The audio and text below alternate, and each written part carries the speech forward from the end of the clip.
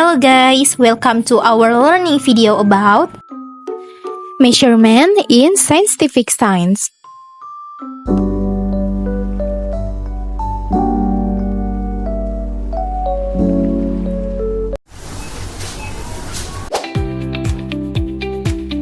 Measurement is the process of comparing a physical quantity with a certain standard or unit. The goal is to get a value that can be used in research, experiment, and everyday life.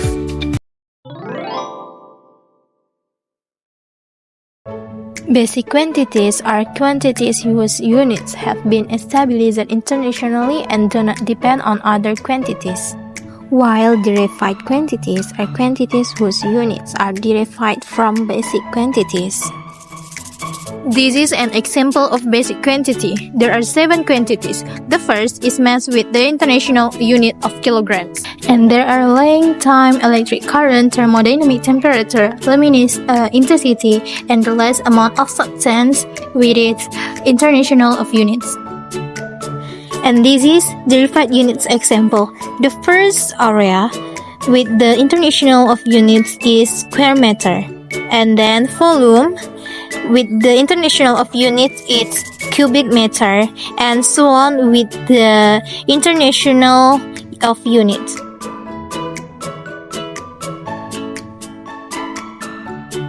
A ruler or protractor is a measuring tool used to measure the length, width, and thickness of an object. The international unit is centimeters with an accuracy of 0.5 mm. A stopwatch is a time measuring tool used to calculate units of time with an accuracy of up to seconds, milliseconds, or even microseconds. The meter has the same function as a ruler, which is to measure distance or length, only this meter has a longer shaft.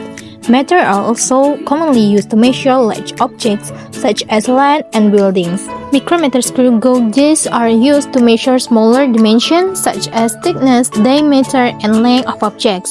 The screw micrometer has a high level of accuracy, namely 0.01 mm or 0.001 cm.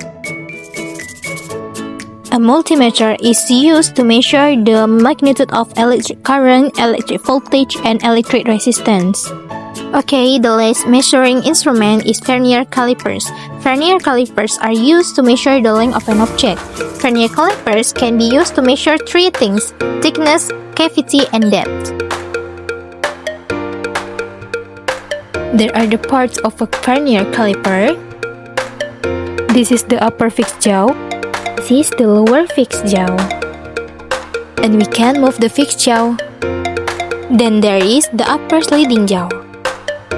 And this is the lower sliding jaw. And this sliding jaw is the one that can be moved. And this is the lock button. If this is the main scale, this is a non-use or vernier scale.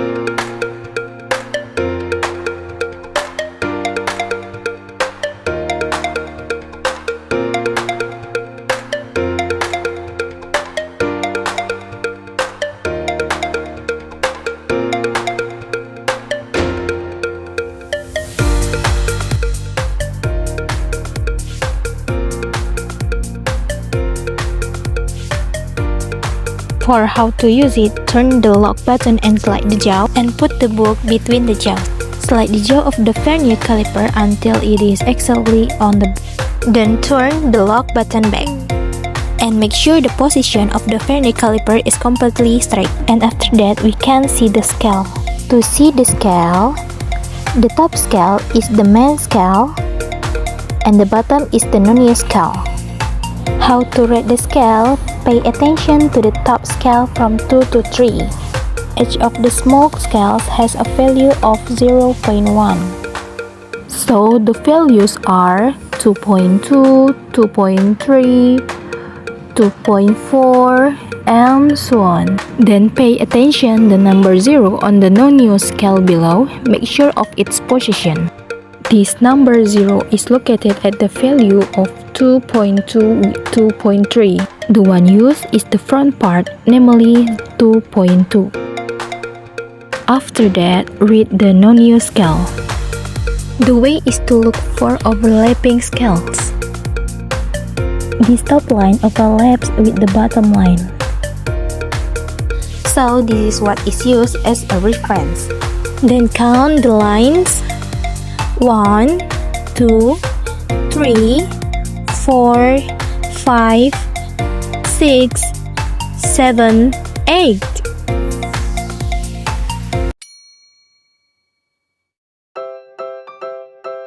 Measurement is the base of all experimental science and technology. The result of every measurement by any measuring instrument contains some uncertainty. This uncertainty is called error in measurements. It is the difference between the true value and the measured value of a quantity. For example, suppose we are measuring the length of a mobile. Now the true value of the length of the mobile is 7 inches, but we have got the measured value as 7.2 inches.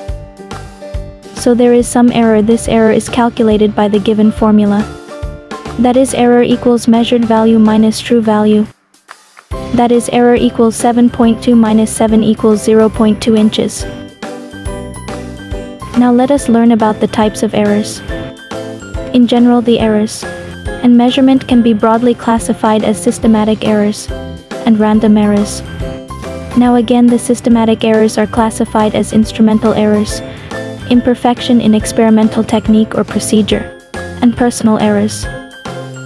Systematic errors. The systematic errors are those errors that tend to be in one direction, either positive or negative. Are you thinking about what is error in one direction? Well, you will come to know about this in coming topics. Now the first one is instrumental errors. These errors arise from the errors due to imperfect design or calibration of the measuring instrument, zero error in the instrument, etc. For example, temperature.